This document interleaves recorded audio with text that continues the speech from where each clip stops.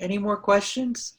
Yeah, I mean, I've met with three of your colleagues who are involved in the revival, and they have all used the word inclusive, and that's obviously very impressive, particularly since I think the people I've met are very, very different people, right? Yes. And it's really amazing that you have been able to build a community with such different people. So what do you think have been your biggest challenges or biggest um, successes in addition to just keeping it going and building an audience? Yes. Yeah. So Yes. what are challenges you're facing, and what are some Yes. interesting problems or issues that you have been working through? I would say balancing, you have to pay your artists.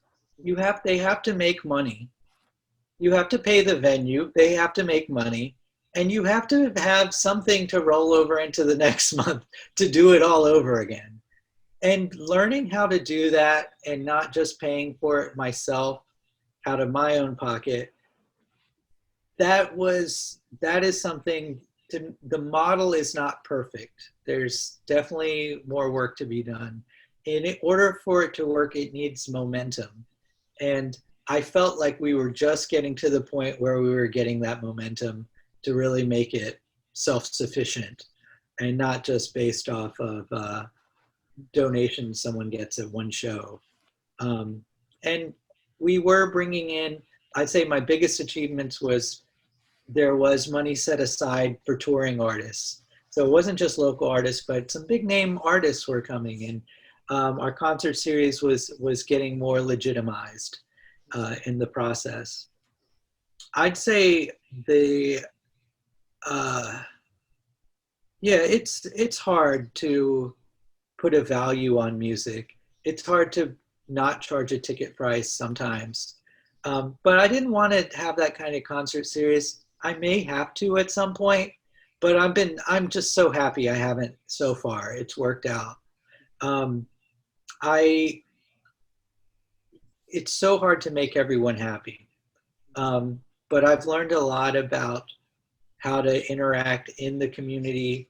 Um, in a community I wasn't always felt I was that much of a part of in different phases of my life. And I think it's a wonderful place to grow up in Raleigh, North Carolina. I'm excited my daughter's going to grow up here and hopefully have experiences like the ones I had. Um, and yeah, I need talent here, but it's not the kind of talent that I want that comes and is gone to Nashville the next. I want homegrown talent. And how am I going to get that? I have to cultivate that through an educated audience, an audience that's seen 5 or 6 dance performances. And then when you have people that have studied the art, then you have a audience that artists will be appreciative to, and vice versa. Um, Yeah. So obviously, COVID has stopped everything for a yes, yes. while. Um, so in this period, have you developed new plans for what's going to happen in the future? Do you want to keep in the same directions? Do you have thoughts on new ideas that Yes, you want to? yes. Yeah. Um, this is a very difficult time. It's so hard to make plans that mean anything. Mm-hmm. And so much energy goes into those things. And there are so many artists that are struggling and suffering. Um, the majority of the artists that are playing in our concert series, they have financial means. They're not wholly dependent on their performance income. I would like to find a way to support those artists that do need those opportunities. And in the meantime, I wanted, you know, I don't really find a need. I think there's enough Zoom programming in the world, and some of it's very good and high quality. But I personally don't find a need to add to that. after some soul searching. Other people are doing that. We have a weekly meeting with some of the people in Raga Revival. And, it's more educational. But yeah, there's some efforts being made there. Um, what I like to use the time now is just to get to know the artists better, just to develop and cultivate my friendships outside of, hey, let me produce your show, but have a long talk. And I try to have a long talk with one artist, once a month these days. It's very difficult with the baby. And she's young, and it was odd timing, but perfect timing. Like, with all my travel and all the directions my career was taking me, um, there's definitely been. This is not something that I feel it's a bad thing for me personally to spend more time at home and to be more of a father and a husband and things like that. Um, but yes, with the concert series, I'm I'm gonna just I, the tentative answer is right now we're just gonna wait till we can do it the way we used to do it, because that void of online thing has already been filled by other artists, and that takes some tech that I'd rather use what limited resources I have to put on the shows that I know I can produce. They have Facebook, they have all these things, and as a former, someone with a biochemistry degree, I do not want to put anybody in jeopardy. If I put on a concert, it has to be safe, and the only way to do that is all remote. And I've looked into it and the bandwidth and all this and like crunching the numbers. The people that are doing it, they have very good direct line internet and can do that. And I feel like if you see somebody performing, it just sends a wrong message right now, if they're not wearing a mask or they're not distanced from their accompanist. And the artists that are doing it right, I'm totally promoting that as much as I can. I'll share that with our groups. But the emails aren't every month now. They're just when there's time and it looks like a worthy enough event to share.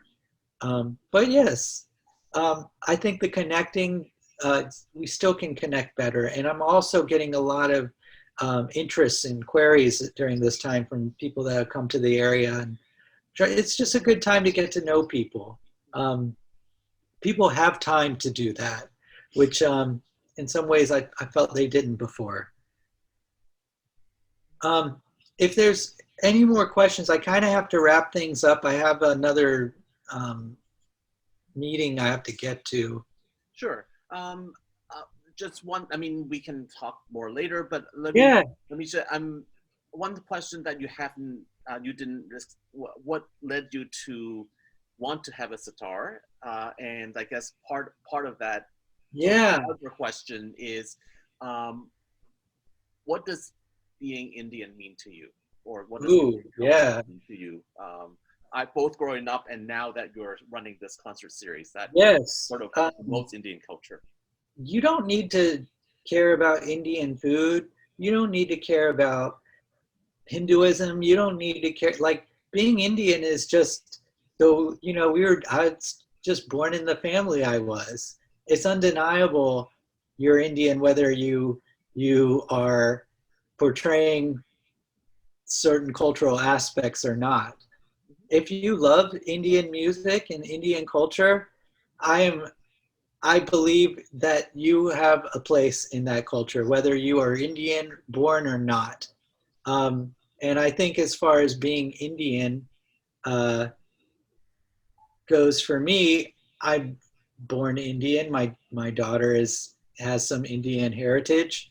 Um, I am not here to say uh, that's where you're born, who your mom and dad are, right? But this music is for everyone.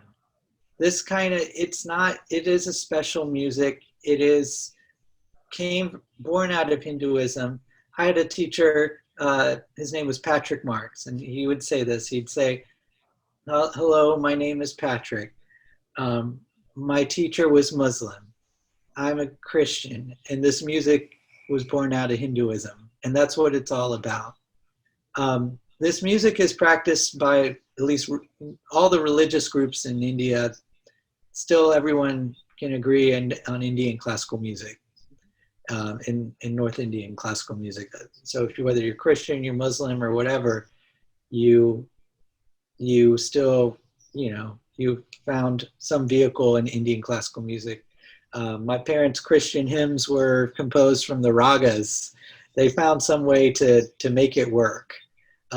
So it's a larger storyline than, say, at least from the religious perspective. Culturally, music appreciation, I don't know.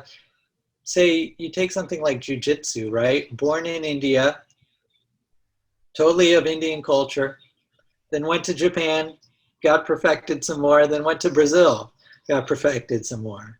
So as far as my art and my discipline go, I believe it belongs to the whole world.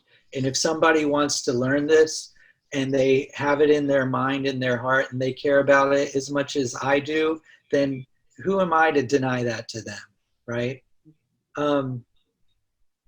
So yes, being Indian to me, I'm definitely somebody that when I'm playing music, the things I was taught come out, and those things were taught from a very long time ago to others, to me.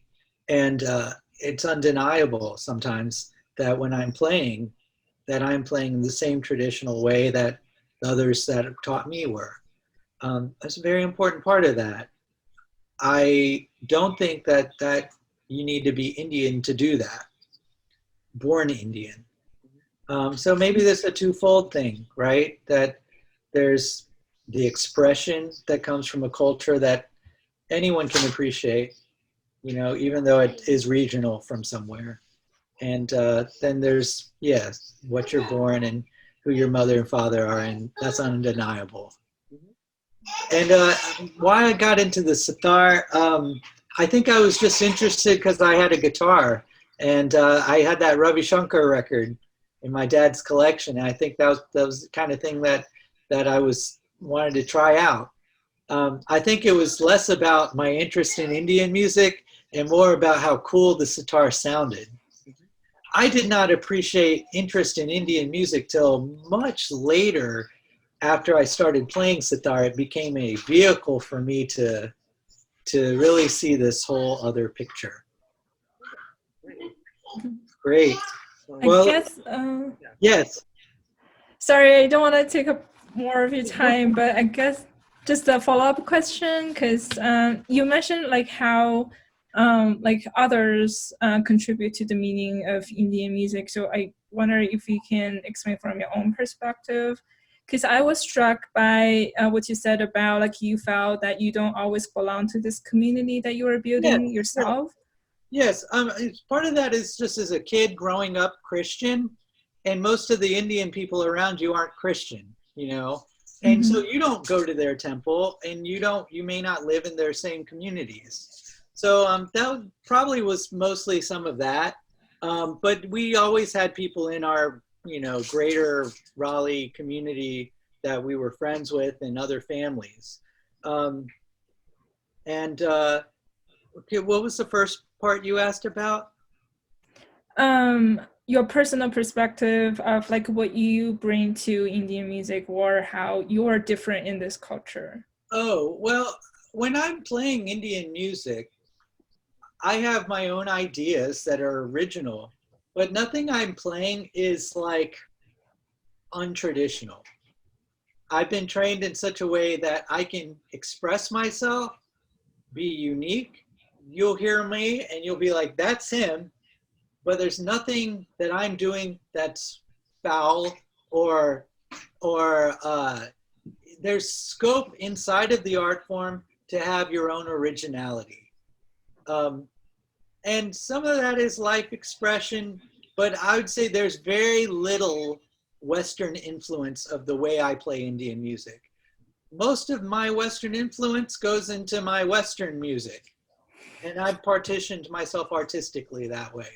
Some people are not like that, and everyone has a right to have their own system.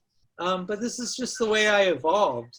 and I got less and less interested in fusion-y stuff, you know. I'm a purist in both ways, you know. Yes. Well, thank you guys so much for your time. And if you would like to schedule another interview, I'm receptive towards that. I kind of got to get going. No, I understand. I completely understand. So thank you so much. Yeah, we would love to talk maybe after the series resumes, or Yes. so we can talk by email about those sort of logistical things. Yes, and I'm happy to help you as just a introducer to other artists too. I think that round of emails I did was great, but I'm happy to do that a few more times and come up with new names if you you know, I know there are others out there. It was all done kind of in a hasty way, honestly, with COVID on our heels. And I think maybe down the road there could be more people, more stories. What you guys are doing is a very important job, and I'm glad that you're chronicling these things. It's very nice, and it makes, you know, in an artist's perspective, it's an invaluable thing you're doing. We need to hear these stories. Well, thank you, and thank you for doing all of your work, and we'll definitely be in touch. Thank you. See you soon. Thank you. See ya.